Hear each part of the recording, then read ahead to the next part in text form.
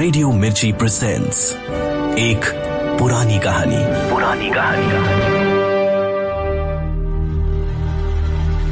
अब सुनिए सादत हसन मंटो का अफसाना सरकंडों के पीछे, प्रोड्यूस्ड बाय अंकित शर्मा। आवाज है आरजे साइमा की। कौन सा शहर था, इसके बारे में जहाँ तक मैं समझता हूँ आपको मालूम करने और मुझे बताने की कोई जरूरत नहीं। बस इतना कह देना ही काफी है कि वो जगह जो इस कहानी से मुताल्लिक है सरहद के आसपास में थी, बॉर्डर के करीब। और जहाँ वो औरत रहती थी वो घर झोपड़ा नुमा था, सरकंडों के पीछे।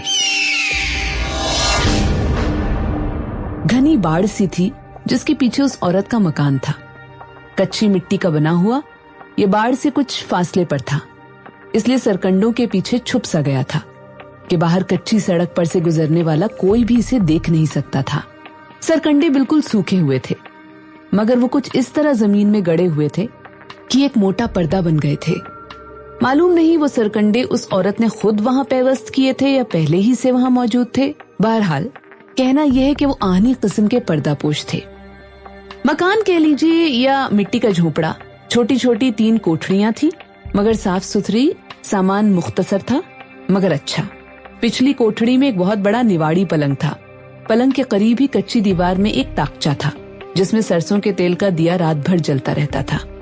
वो ताकचा भी साफ सुथरा रहता था और वो दिया भी, जिसमें हर रोज नया तेल, नई बत्ती डाली जाती थी। अब मैं आपको उस औरत का नाम बताता हूँ जो उस मुख्तसर से मकान में, जो सरकंडों के पीछे छुपा रहता था, अपनी जवान बेटी के साथ रहती थी। मुख्तलिफ रिवायतें हैं। बाज लोग कहते हैं कि वो उसकी बेटी नहीं थी, एक यतीम लड़की थी जिसको उसने बचपन ही से गोद लेकर और पाल पोस कर बड़ा किया था। बाज कहते हैं वो उसकी सौतेली बेटी थी। कुछ ऐसे भी हैं जिनका ख्याल है कि वो उसकी सगी बेटी थी।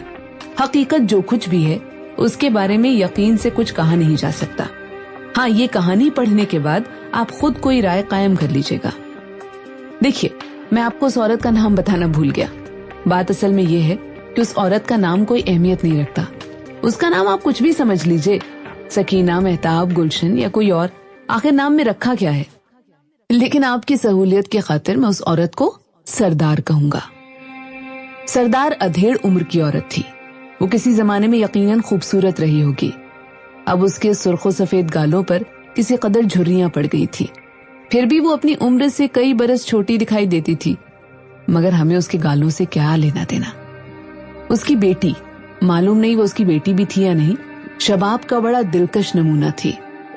उसके खद्दो खाल में ऐसी कोई चीज नहीं थी जिससे ये नतीजा निकाला जा सके कि वो फाहिशा है, चरित्रहीन है। लेकिन ये हकीकत है कि उसकी माँ उससे पेशा कराती थी और खूब दौलत कमा रही थी। ये भी हकीकत है कि उस लड़की को, जिसका नाम फिर आपकी सहूलियत की खातिर मैं नवाब रखे देता हूँ, इस पेशे से नफरत नहीं थी। असल में उसने आबादी से दूर एक ऐसे मकाम पर परवरिश पाई थी कि उसको सही इज्जत वाली जिंदगी का कुछ पता ही नहीं था। जब सरदार ने बिस्तर पर उस निवाड़ी पलंग पर पहला मर्द नवाब से मुतारिफ कराया होगा तो नवाब ने यही समझा होगा कि तमाम लड़कियों की जवानी का आगाज कुछ इसी तरह होता है। अब वो अपनी इस कस्बियाना जिंदगी से मानूस हो गई थी। उसके नजदीक उसकी जिंदगी का मतलब यही था कि अनजाने मर्द दूर दूर से चलकर उसके पास आते हैं और उसके साथ उस निवाड़ी पलंग पर सोते थे। यूं तो वो हर लिहाज से एक फाहिशा औरत थी, उन मानों में जिनमें हमारी शरीफ और मुतहर्रर औरतें उस जैसी औरतों को देखती हैं। मगर सच पूछिए तो उसको इस हकीकत का कतन एहसास न था कि वो गुनाह की जिंदगी बसर कर रही है। वो गुनाह के बारे में गौर भी कैसे कर सकती थी? वो गुनाह के बारे में कुछ जानती ही नहीं थी। उसके जिस्म में खुलूस था। वो हर मर्द को जो हफ्ते 1.5 हफ्ते के बाद एक तवील दूरी तय करके आता था, अपने आप सुपुर्द कर देती थी। वो समझती थी कि हर औरत का यही काम है। वो हर मर्द की हर आसाइश, हर आराम का ख्याल रखती थी। वो किसी मर्द की कोई नन्ही सी तकलीफ भी बर्दाश्त नहीं करती थी। नवाब को शहर के लोगों के तकल्लुफात का इल्म नहीं था। वो ये कतहन नहीं जानती थी कि जो मर्द उसके पास मोटरों में बैठकर आते हैं वो सुबह सवेरे अपने दांत ब्रश के साथ साफ करने के आदी होते हैं। वो आंखें खुलते ही सबसे पहले बिस्तर में चाय की एक प्याली पीते हैं और फिर बाथरूम के लिए जाते हैं। उसने आहिस्ता आहिस्ता बड़े अल्हड़ तरीके पर उन मर्दों की आदत से कुछ वाकफियत हासिल कर ली थी। फिर उसे बड़ी उलझन होती थी कि सब मर्द एक तरह के नहीं होते थे। कोई सुबह सवेरे उठते ही सिगरेट मांगता था तो कोई चाय, और बाज ऐसे भी होते थे जो उठने का नाम ही नहीं लेते थे। कुछ सारी सारी रात जागते रहते थे और सुबह मोटर में सवार होकर भाग जाते थे। सरदार बेफिक्र थी। उसको अपनी बेटी पर, या जो कुछ भी वो उसकी थी, पूरा यकीन था कि वो अपने ग्राहकों को संभाल सकती है।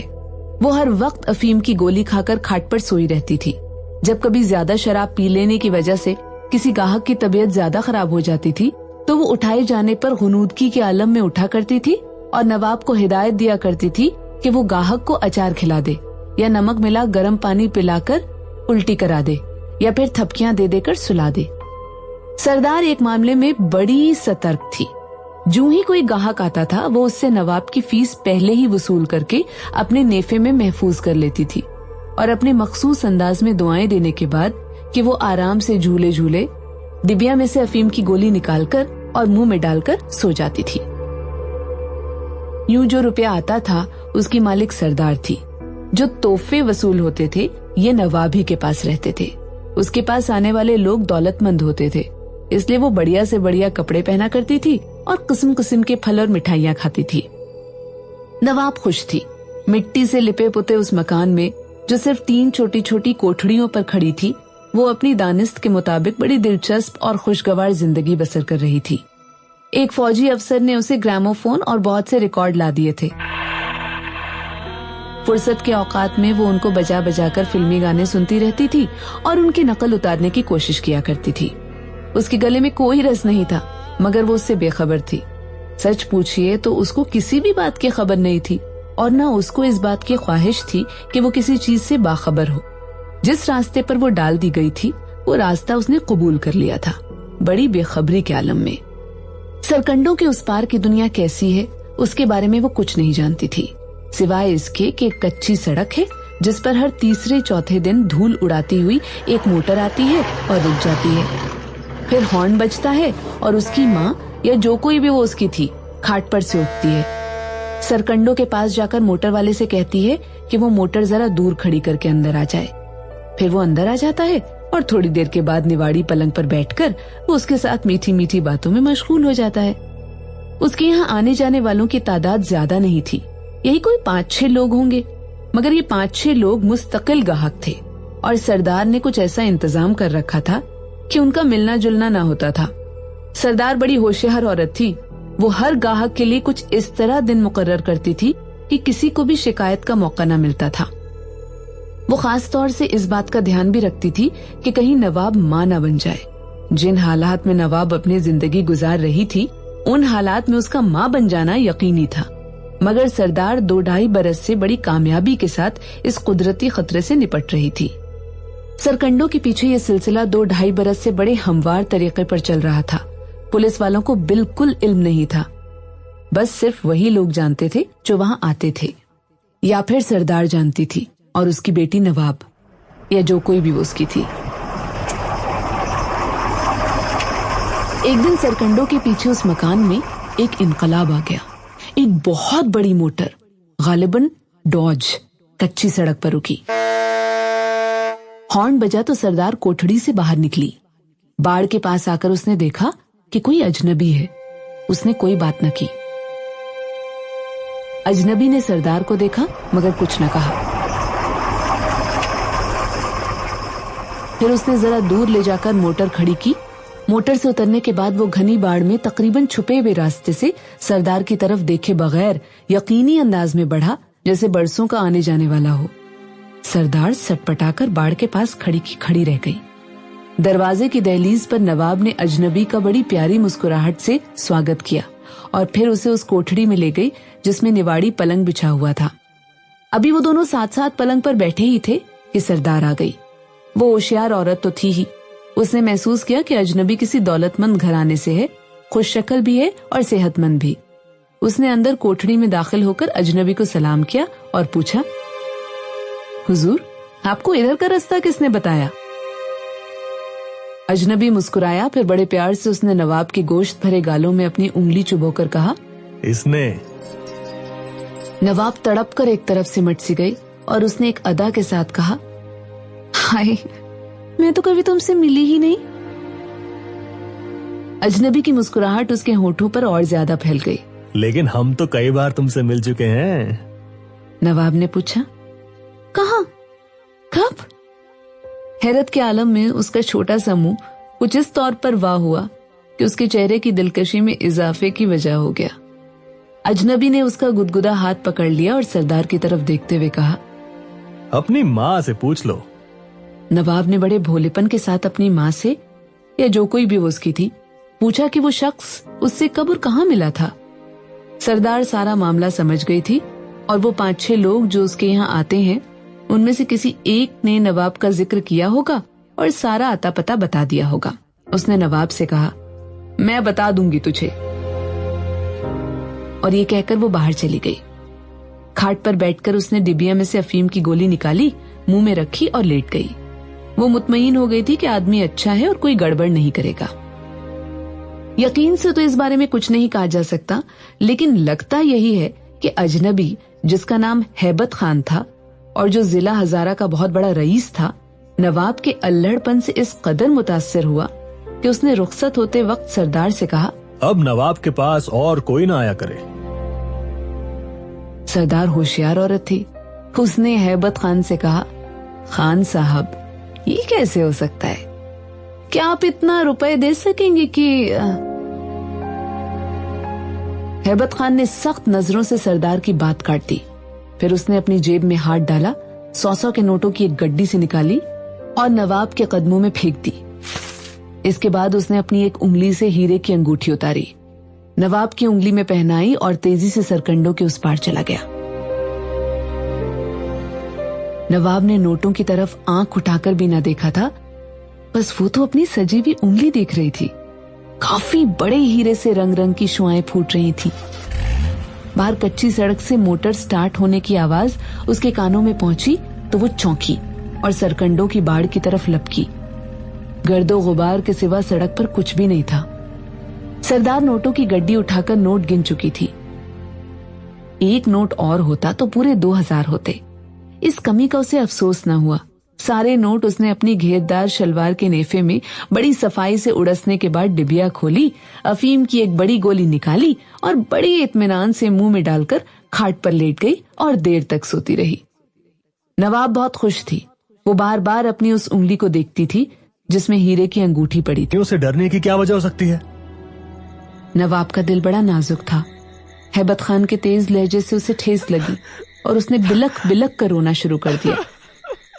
जब हैबत खान ने नवाब को चुप कराया तो वो अपनी जिंदगी की एक लतीफ तरीन हस से आशना हुआ और उसका जिस्म नवाब के जिस्म से और ज्यादा करीब हो गया। हैबत खान अच्छे कद काट का आदमी था। उसका जिस्म गठा हुआ था। वो खूबसूरत था।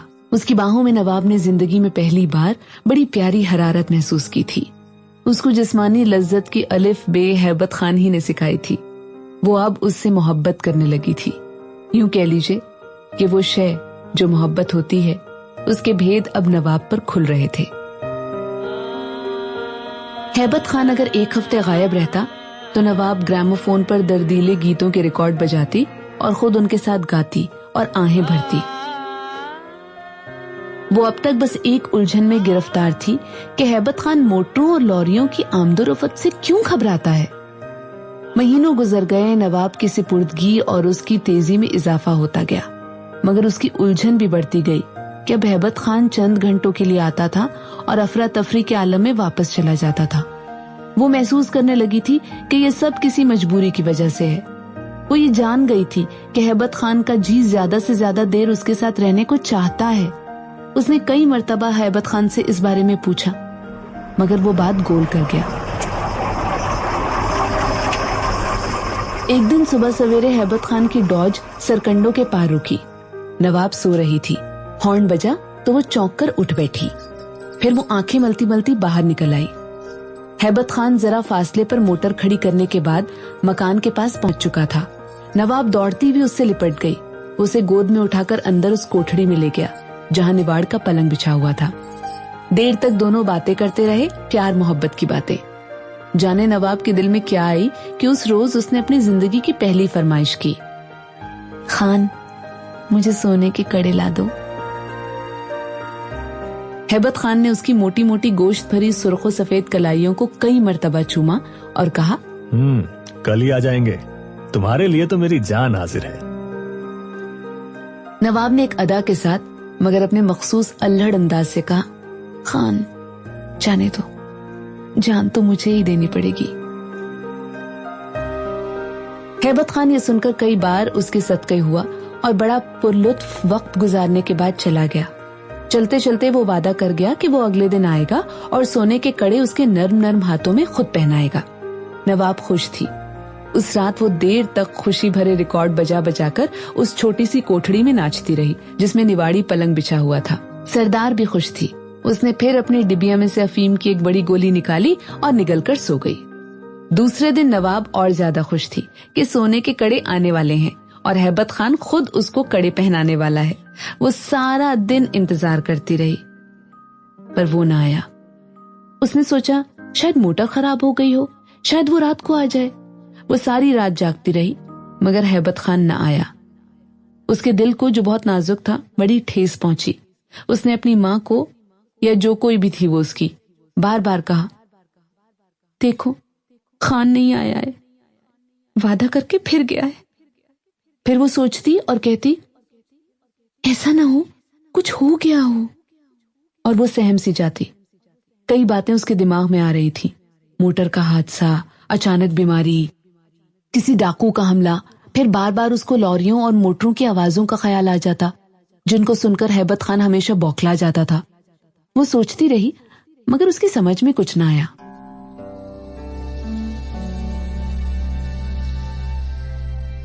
एक हफ्ता गुजर गया मगर हैबत खान ना आया। इसी दौरान में 3-4 लॉरियां और 2 मोटरें उस कच्ची सड़क पर से धूल उड़ाती गुजर गईं। नवाब का हर बार यही जी चाहा कि दौड़ती हुई उनके पीछे जाए और उन सबको आग लगा दे। वो महसूस कर रही थी कि यही वो चीजें हैं जो हैबत खान के आने में रुकावट की वजह हैं। फिर वो सोचती कि मोटरें और लॉरियां रुकावट की क्या वजह हो सकती हैं। फिर वो अपनी कमकली पर हंसने लगती। ये बात उसकी समझ से बलातार थी कि हैबत खान जैसा लहीम शहीम मर्द मोटरों और लॉरियों की आवाज सुनकर सहम क्यों जाता है, और इस हकीकत को उसके दिमाग की पैदा की हुई कोई दलील झुठला ना पाती। और जब ऐसा होता तो वो बेहद रंजीदा और दुखी हो जाती और वो ग्रामोफोन पर दर्दीले रिकॉर्ड सुनना शुरू कर देती और उसकी आंखें नमनाक हो जाती। एक हफ्ता और गुजर गया।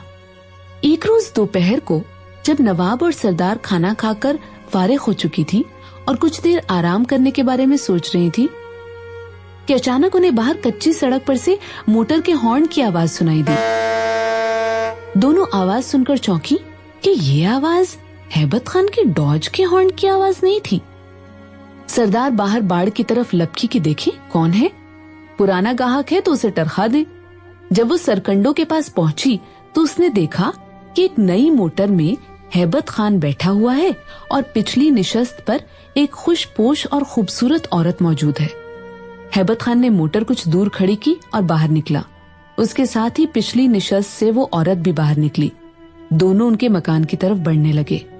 सरदार ने सोचा ये क्या सिलसिला है, औरत के लिए तो हैबत खान इतनी दूरी से चलकर यहाँ आता है। ये औरत जो इतनी खूबसूरत है, जवान है, कीमती कपड़ों में मलबूस है, हैबत खान के साथ यहाँ क्या करने आई है। वो अभी ये सोच ही रही थी कि हैबत खान उस खूबसूरत औरत के साथ मकान में दाखिल हो गया। वो उनके पीछे पीछे चली। उसकी तरफ दोनों में से किसी ने ध्यान ही नहीं दिया था। जब वो अंदर पहुंची तो उसने देखा कि नवाब, हैबत खान और वो औरत तीनों निवाड़ी पलंग पर बैठे हुए हैं और एक खामोशी तारी है, अजीब किस्म की खामोशी। जेवरों से लदी फंदी औरत किसी कदर हैरान परेशान नजर आ रही थी। उसकी एक टांग बड़े जोर से हिल रही थी। सरदार दहलीज के पास ही खड़ी हो गई। उसके कदमों की आहट सुनकर जब हैबत खान ने उसकी तरफ देखा तो उसने सलाम किया। हैबत खान ने कोई जवाब न दिया। वो सख्त बौखलाया हुआ था। जेवरों से लदी फंदी औरत की टांग हिलना बंद हुई और वो सरदार से मुखातिब हुई। हम आए हैं, खाने पीने का तो कुछ बंदोबस्त करो। सरदार ने सरतापा मेहमान नवाज बनकर कहा, जो कहिए, अभी तैयार हो जाता है। उस औरत ने, जिसके खद्दो खाल से साफ दिख रहा था कि बड़े धड़ल्ले की औरत है, सरदार से कहा, तुम चलो बावर्ची खाने में, चूल्हा सुलगाओ, बड़ी देगची है घर में? है। सरदार ने अपना वजनी सर हिलाया। तो जाओ, उसको धोकर साफ करो, मैं अभी आती हूं। वो औरत पलंग पर से उठी और ग्रामोफोन देखने लगी। सरदार ने माजरत भरे लहजे में कहा, गोश्त तो यहां नहीं मिलेगा। उस औरत ने एक रिकॉर्ड पर सुई रखी। मिल जाएगा, तुमसे जो कहा है वो करो, और देखो आग काफी हो। सरदार ये हुक्म लेकर चली गई। अब वो खुशपोश औरत मुस्कुराकर नवाब से मुखातिब हुई। नवाब, हम तुम्हारे लिए सोने के कड़े लाए हैं। ये कहकर उसने अपना वैनिटी बैग खोला और उसमें से बारीक सुर्ख कागज में लिपटे हुए कड़े निकाले, जो काफी वजनी और खूबसूरत थे। नवाब करीब बैठे हुए खामोश हैबत खान को देख रही थी। उसने कड़ों को एक नजर देखा और हैबत खान से बड़ी नर्मो नाजुक मगर सहमी हुई आवाज में पूछा, खान, ये कौन है? उसका इशारा उस औरत की तरफ था। वो औरत कड़ों से खेलती हुई बोली, मैं कौन हूं? मैं हैबत खान की बहन हूं। ये कहकर उसने हैबत खान की तरफ देखा, जो उसके जवाब पर सिकुड़ सा गया था। फिर वो नवाब से मुखातिब हुई, मेरा नाम हलाकत है। नवाब कुछ न समझ सकी। वो उस औरत की आंखों से खौफ खा रही थी, जो यकीनन खूबसूरत थी मगर बड़े खौफनाक तौर पर खुली हुई थी। उनमें जैसे आग बरस रही थी। फिर वो जरा आगे बढ़ी। उसने सिमटी हुई सहमी हुई नवाब की कलाइयां पकड़ी और उनमें कड़े डालने लगी। यकायक उसने नवाब की कलाइयां छोड़ दी और हैबत खान से मुखातिब हुई, तुम जाओ हैबत खान, मैं नवाब को अच्छी तरह सजा बनाकर तुम्हारी खिदमत में पेश करना चाहती हूं। हैबत खान हैरान था। जब वो ना उठा तो वो औरत, जिसने अपना नाम हलाकत बताया था, जरा तेजी से बोली, जाओ, सुना नहीं तुमने? हैबत खान कांपा और नवाब की तरफ देखता हुआ बाहर निकल गया। वो बहुत मुस्तरिब था। उसकी समझ में नहीं आ रहा था कि वो कहां जाए और क्या करे। कोठरियों के बाहर एक बरामदा सा था, जिसके कोने में टाट लगी बावर्ची खाना था। हैबत खान ने देखा कि सरदार आग सुलगा चुकी थी। उसने कोई बात न की और सरकंडों के उस पार कच्ची सड़क पर चला गया।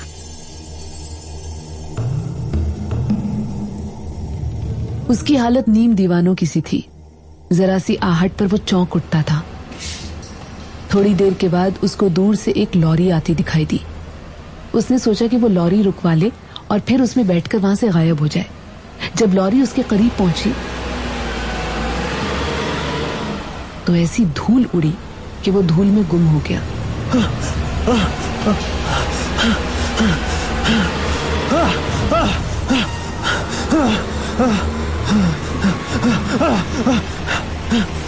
हटाओ, हटाओ इन लॉरियों को यहाँ से, हटाओ। उसने आवाजें दी मगर धूल की वजह से उसका हलक इस काबिल ही न रहा कि वो बुलंद आवाज निकाल सकता। गर्दो गुबार कम हुआ तो हैबत खान तकरीबन नीम मुर्दा था। उसने चाहा कि सरकंडों के पीछे उस मकान में जाए जहां उसने कई दिन और कई रातें नवाब के अल्हड़ पहलू में गुजारी थी, मगर वो जा न सका। उसके कदम ही नहीं उठते थे। वो बहुत देर तक कच्ची सड़क पर धूल में लथपथ खड़ा सोचता रहा। वो औरत जो उस वक्त नवाब के पास थी, उसके साथ उसके ताल्लुकात काफी पुराने थे। बहुत पुरानी बात है कि वो उस औरत के पति की मौत पर अफसोस करने गया था जो उसका लंगोटिया था। वो मातम पुरसी दोनों के बाहमी ताल्लुकात में तब्दील हो गई। दूसरे दिन वो फिर उस औरत के घर में था। उस औरत ने उसे ऐसे हुक्म जताते, जोर दिखाते अंदर बुलाया था और फिर ऐसे तहक्कुम से अपने आप उसके सुपुर्द किया था जैसे वो उसका गुलाम हो। तब हैबत खान औरत के मामले में बिल्कुल कोरा था। शाहिना के पास बेअंदाजा दौलत थी, कुछ उसकी अपनी और कुछ उसके मरहूम पति की। हैबत खान को इस दौलत से कोई सरोकार नहीं था। शाहिना उसकी जिंदगी में सबसे पहली औरत थी और वो उसके तहक्कुम के नीचे दबकर रह गया था। बहुत देर तक वो कच्ची सड़क पर खड़ा सोचता रहा और कांपता रहा। आखिर उससे न रहा गया। वो सरकंडों की ओट में छुपे मकान की तरफ बढ़ा। बरामदे में टाट लगे बावर्ची खाने में उसने सरदार को कुछ भूनते हुए देखा। जब वो अंदर उस कोठड़ी की तरफ बढ़ा जहां निवाड़ का पलंग बिछा हुआ था, तो उसने दरवाजा बंद पाया। उसने हौले से दस्तक दी। चंद लम्हात के बाद अंदर से दरवाजा खुला। उसने देखा कि कच्चे फर्श पर खून ही खून फैला हुआ था। वो कांप उठा। फिर उसने शाहिना की तरफ देखा जो दरवाजे के पट के साथ लगी खड़ी थी। शाहिना ने कहा, मैंने तुम्हारी नवाब को सजा बना दिया है। हैबत खान ने अपने खुश्क गले को लुआब से किसी कदर तर करते हुए पूछा, नवाब कहाँ है? शाहिना ने जवाब दिया, कुछ तो पलंग पर है और कुछ उसका बेहतरीन हिस्सा बावर्ची खाने में है। हैबत खान पर हैबत तारी हो गई। वो कुछ न कह सका, वहीं खड़ा रहा। उसने आंखें फाड़कर देखा कि फर्श पर खून के साथ साथ खून भरे गोश्त के छोटे छोटे टुकड़े भी पड़े हुए हैं और खून में लथपथ एक तेज छुरी भी पड़ी हुई है और निवाड़ी पलंग पर कोई खून आलूदा चादर ओढ़े लेटा हुआ है। शाहिना ने मुस्कुराकर कहा, चादर उठाकर दिखाऊं? तुम्हारी सजी बनी नवाब है। मैंने अपने हाथों से उसका श्रृंगार किया है। तुम पहले खाना खा लो, बहुत भूख लगी होगी तुम्हें। सरकार बड़ा लजीज गोश्त भून रही है। बोटियां मैंने खुद अपने हाथों से काटी हैं। हैबत खान के पांव लड़खड़ा गए। वो बमुश्किल चिल्लाया, शाहिना, शाहिना, शाहिना, ये तुमने क्या किया? शाहिना मुस्कुराई। जाने मन, पहली मर्तबा नहीं, ये दूसरी मर्तबा है। मेरा पति, अल्लाह उसे जन्नत नसीब करे, तुम्हारी तरह ही बेवफा था। मैंने उसको खुद अपने इन्हीं हाथों से मारा था और उसका गोश्त पकाकर चीलों और कौवों को खिलाया था। तुमसे मुझे प्यार है, इसलिए मैंने तुम्हारे बजाय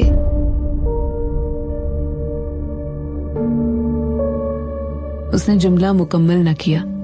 तेजी से वो पीछे हटी और उसने हाथ बढ़ाकर खून आलूदा चादर खींच ली। हैबत खान की चीख उसके हलक के अंदर ही फंसी रह गई और वो बेहोश होकर गिर पड़ा। जब उसे होश आया तो उसने देखा कि शाहिना कार चला रही है और वो गैर इलाके में है।